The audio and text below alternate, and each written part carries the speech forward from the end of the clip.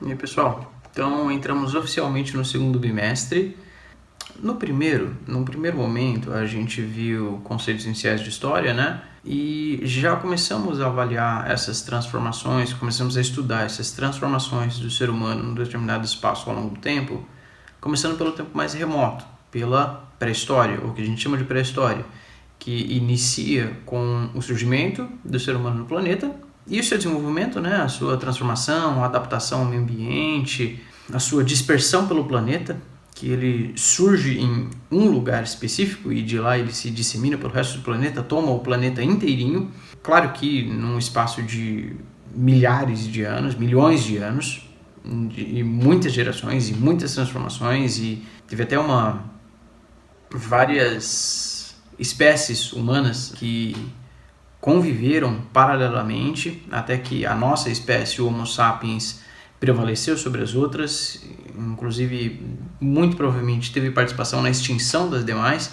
Então foi isso que a gente viu no primeiro momento, a instalação e a dispersão do ser humano pelo planeta. E nesses primeiros anos, que na realidade, se for falar do tempo cronológico, foi o maior período da história humana no planeta, a gente estabelece mais ou menos que a pré-história começou há 2 milhões e meio de anos atrás e foi até 4.000 antes de Cristo, mais ou menos. E de lá para cá, a gente teve uma sucessão de períodos históricos, né, de transformações numa velocidade muito maior do que se deu na chamada pré-história, né? A gente tem um período de tempo muito grande na pré-história e transformações muito importantes, certamente, mas numa velocidade muito lenta. As coisas para acontecer na pré-história, as transformações para se darem na pré-história, elas demoravam muito mais tempo do que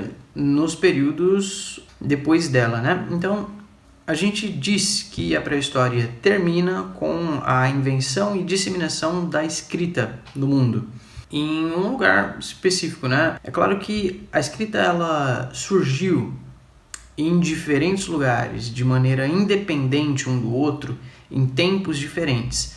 Mas na nossa tradição eurocêntrica, a gente vai buscar, ou não a gente, né? Eu digo a gente porque é uma corrente que a gente segue, mas quem estabeleceu essa linha de estudos, quem escreveu essa história oficial, estabelece então o fim da pré-história com o surgimento da escrita nesse primeiro lugar que a gente vai estudar agora, na Mesopotâmia, que fica no chamado Crescente Fértil, no Oriente Médio hoje, ali na pontinha leste da Península Arábica. Eu vou mostrar para vocês direitinho onde é. Mas por que dizer tudo isso? Então, tudo isso que a gente viu da pré-história, a gente não pode esquecer completamente e passar para a Idade Antiga como se fossem coisas absolutamente diferentes. Não são coisas absolutamente diferentes. São coisas diferentes, tá? Tem diferenças muito marcadas, muito sensíveis da pré-história para a Idade Antiga, mas a gente não pode perder de vista que isso é um processo. Essas transformações vão acontecendo partindo de uma situação pré-existente. Não é tipo assim, acabou a pré-história, começou a Idade Antiga, então é um mundo completamente diferente, com pessoas completamente diferentes. Não, aqueles assentamentos quase urbanos, eles vão se transformando, eles vão crescendo, eles vão se tornando mais complexos, as suas estruturas vão se transformando, mas não é que do nada a coisa muda completamente e aí eles deixam o mundo antigo para trás e entram numa nova era. Não, essas transformações vão se dando aos poucos, certo? Então, de novo, é importante vocês terem isso em mente, eu preciso que vocês tenham isso em mente. Lembra que a gente primeiro viu que eram pequenos grupos humanos, caçadores-coletores, nômades, no Paleolítico, e aí na passagem para o Neolítico, há mais ou menos 10 mil anos atrás, a gente tem a implantação da agricultura em larga escala, da domesticação de animais, então da fixação das moradias em um lugar só, o chamado sedentarismo. Agora eles não necessariamente precisam se mudar de um lado para o outro, eles se fixam num lugar só e tem povoados maiores, tem uma produção material, tem uma cultura material mais elaborada, mais extensa, então tem ferramentas mais complexas, já fazem uso em larga escala da cerâmica. Então esses primeiros povoados, todos eles, na realidade, as primeiras civilizações que a gente vai estudar, algumas das quais vamos estudar aqui, outras eu vou só mencionar, todas as primeiras grandes civilizações, elas floresceram à margem de rios, porque a gente precisa de água, né, para viver. O ser humano não vive sem água. Essa primeira que a gente vai falar agora, da Mesopotâmia, ela partiu, tá, desses pequenos agrupamentos do período neolítico que se instalaram à margem de rios e eram um lugar bastante propício para a sobrevivência. Essas cidades cresceram e se estabeleceram, se fixaram ali. A gente tem vários agrupamentos ao longo desses dois rios, do Tigre e do Eufrates, que fica nesse crescente fértil. Eu vou pôr um mapinha aqui para vocês, aqui, sei lá, vou pôr na tela para vocês verem. De qualquer maneira, tem na página 427 um mapinha bem ilustrativo, bem interessante para vocês. Aqui, ó. Esse mapa aqui. Então, se vocês quiserem pegar a apostila para ver também, é interessante. Tem alguns nomes aí para vocês irem se familiarizando. Esses pequenos vilarejos que se instalaram às margens desses rios, eles foram se desenvolvendo, foram crescendo, eventualmente mantendo comunicação uns com os outros, fazendo comércio uns com os outros, tendo conflitos uns com os outros, tendo, enfim, uma série de relações uns com os outros, né? Até que esse lugar, ele passou a compor uma região, no qual eles falavam mais ou menos a mesma língua, tinham mais ou menos os mesmos costumes, até determinado pelo próprio lugar, pelo relevo, né, pelo clima, crescia os mesmos alimentos, eles criavam os mesmos animais, e essa região a gente chama de Mesopotâmia. Esse nome vem do grego, se você separar a palavra Mesopotâmia, meso, que quer dizer meio ou entre, e Potâmia é de água, de rios. Então é terra entre rios. Mesopotâmia é terra entre rios. Quais rios? O Tigre e o Eufrates. Essa área banhada pelos rios facilitava a instalação do ser humano, porque fornecia água para os próprios, para os animais que eles criavam e para as plantações que eles cultivavam. Aí, nesse lugar, nessa faixa de terra, se desenvolveram alguns povos diferentes, dentre os quais os principais que a gente destaca são os sumérios, os babilônios e os assírios, que faziam comércio uns com os outros, negócios uns com os outros e eventualmente guerras e conflitos. E cada um desses povos teve um período de dominação nessa faixa de terra maior que a gente chama de Mesopotâmia. Era uma planície fértil, boa para plantação, só que tinha uma geografia muito acidentada. Ela se localizava num lugar, ela era cercada de montanhas por um lado, pro nordeste, e deserto do outro lado. É interessante vocês terem algumas noções da geografia desse lugar agora, porque eu por muito tempo não tive. Eu fui aprender só muito depois, não sei se vocês vão ver isso especificamente na matéria de geografia, mas é bacana vocês irem aprendendo os nomes desses lugares, né? Ali, no Crescente Fértil, ele está limitado a nordeste, acho que na tela de vocês vai estar aqui, a nordeste pelos Montes Zagros, que separam, né, essa região do que a gente vai chamar da Índia, mais para o lado, ao sul, ou sudoeste, para cá, pelo deserto da Arábia, que está no Oriente Médio, né, e tem vários rios e uma nova cadeia de montanhas ali para cima, na Anatólia. Então é isso, era uma região entre dois rios, fértil, boa para plantação, boa para criação de animais, para o desenvolvimento dessas primeiras civilizações, cercada de montanhas e desertos, certo? A princípio é isso. Como a gente falou da pré-história, né, do Neolítico, que foi mais ou menos de 10.000 a.C. até 4.000 a.C., a gente vai ter esses agrupamentos humanos, esses pequenos vilarejos instalados na região desde mais ou menos 6.500 a.C., 5.000 a.C. Então, antes da passagem do fim da pré-história para a Idade Antiga, a gente já tinha assentamentos urbanos nesses lugares. Para vocês terem essa noção de continuidade, tá? Que essas coisas não surgiram do nada, não apareceram do nada. Então esses pequenos assentamentos urbanos, eles foram crescendo e se desenvolvendo ao longo do tempo. E lá então eles já faziam uso da cerâmica, já faziam uso do arado para plantação, já usavam animais na plantação para puxar o arado com a roda, então já tinham desenvolvido essa tecnologia da roda, certo? Já dominavam o fogo desde o Paleolítico, né? Então, percebam, eles estão somando as suas capacidades tecnológicas e se desenvolvendo cada vez mais e manipulando a natureza para o seu próprio conforto cada vez mais. Então, isso configura um desenvolvimento bastante sensível nesse lugar e nessa época. E eles eles construíram um tipo de civilização baseado num poder que a gente vai chamar de teocracia, num governo teocrático. O que isso quer dizer? É um governo no qual o líder supremo, o rei, o monarca, ele é visto como um deus. Ele próprio é visto como uma divindade. Então a palavra dele, ela é soberana, ela é inquestionável.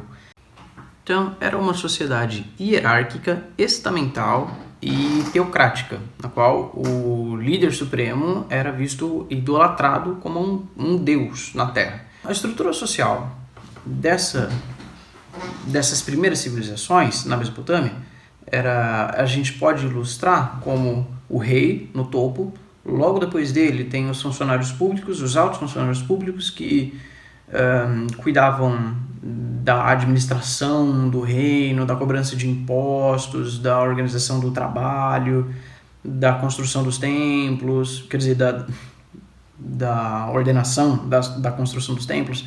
Esses funcionários públicos que geriam o Estado.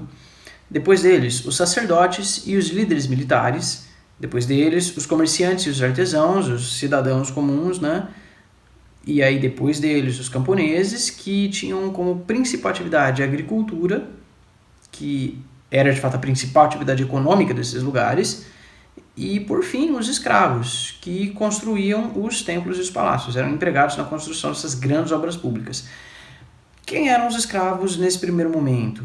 Quer dizer, percebam, desde os primórdios da humanidade, a gente já tem a instituição da escravidão. É claro que ao longo do tempo, ao longo dos anos da nossa história, a escravidão adquiriu um caráter muito diverso. E cada tempo e cada lugar teve o seu tipo de escravidão, com as suas características peculiares. Mas, então, nesse primeiro momento, lá na Mesopotâmia, quem que era escravo? Geralmente era escravizado por dívidas ou por guerra. Quando uma nação faz guerra contra outra e ela ganha, ela geralmente escraviza o povo vencido. Ou se uma pessoa contrai uma dívida com uma outra, ela não consegue pagá-la, então ela passa a ser escrava do seu credor por um tempo determinado. E aí varia de um lugar para o outro. Às vezes esse escravo ele pode ser liberto depois de um determinado tempo, depois de um tempo de serviço, ou enfim. É mais ou menos essa a estrutura social da Mesopotâmia antiga. A agricultura, que era a base da economia e mesmo da vida dessas sociedades, ela era majoritariamente de grãos.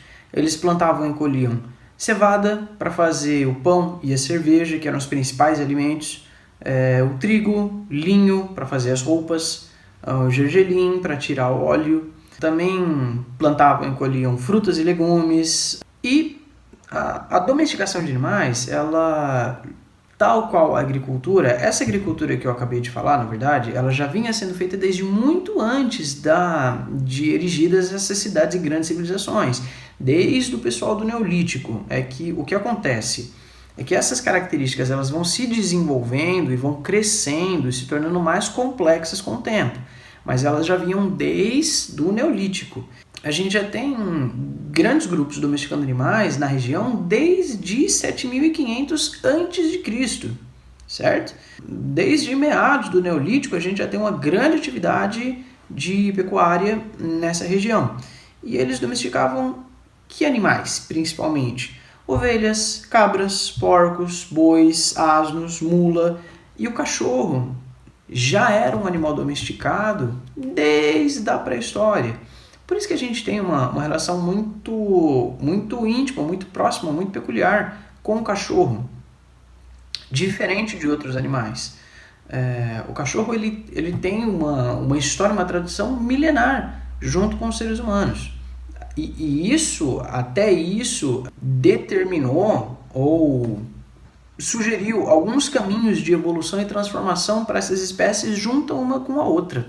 Dentre outros animais, o dromedário e o cavalo já eram criados em larga escala nessa região. Tanto para o consumo da carne, da pele, dos ossos para fazer ferramentas, do leite de alguns deles, da transporte, locomoção ou defesa, enfim. E para estimular, para melhorar, para avançar com a agricultura, levar os campos férteis para além da margem imediata dos rios, para poder aumentar a área dessa cidade, as obras do gênio humano, da engenharia ancestral nossa, eles já construíam barragens e canais para levar a água do rio mais longe, além do leito imediato dele. Então fizeram técnicas de irrigação e isso proporcionou ou possibilitou o aumento da produção, que levou ao crescimento do comércio e a uma especialização do trabalho. Percebem? São pequenos passos, pequenas transformações que vão aumentando a complexidade dessas populações, dessas cidades, tá? De novo, prestem atenção no processo, tá? Não é que os grandes impérios, as grandes cidades, as grandes civilizações surgiram assim, do nada. Elas vão se transformando numa longa escala de transformações, tá? Que tem início lá na pré-história, no nosso bimestre anterior, tá? Então tentem enxergar essa transformação de passo em passo, em pequenas etapas. Agora, os nossos vídeos, as nossas videoaulas serão mais curtas, até porque as que eu já gravei e postei para vocês do bimestre passado, a maior parte delas era de revisão. Então, eu procurei fazer um vídeo inteiro por unidade. E não é assim que a gente trabalha em sala de aula, né? A gente não vê uma unidade inteira em um dia só. Então, eu vou fazer alguns vídeos para essa primeira unidade. Quer dizer, para essa primeira unidade dessa nossa nova apostila. Essa apostila do segundo bimestre tem 4 unidades, né? Então, a gente tem algumas aulas para trabalhar com cada uma dessas unidades. Então, nossos assuntos serão mais fragmentados, mais separados, para vocês poderem acompanhar com mais calma e ir absorvendo os conteúdos de maneira mais apropriada, não ter uma avalanche de informação tudo de uma vez, tá? A gente vai vendo uma coisinha por vez. Então, por hora, é isso. Aí, pelo menos a princípio, eu acho que vocês foram notificados, né? Vocês serão avisados direitinho, seus pais, vocês vão receber avisos com os horários certinhos, mas a gente deve ter, nós, em História, temos 3 aulas por semana. Então a gente vai fazer 2 aulas por essa videoaula sim, e uma delas, num horário estipulado, que o Diego vai passar para vocês, a gente vai fazer uma videoconferência, pelo plural, para tirar dúvidas. Então, pelo menos uma vez por semana, a gente vai se encontrar online, em tempo real, para a gente conversar, tá?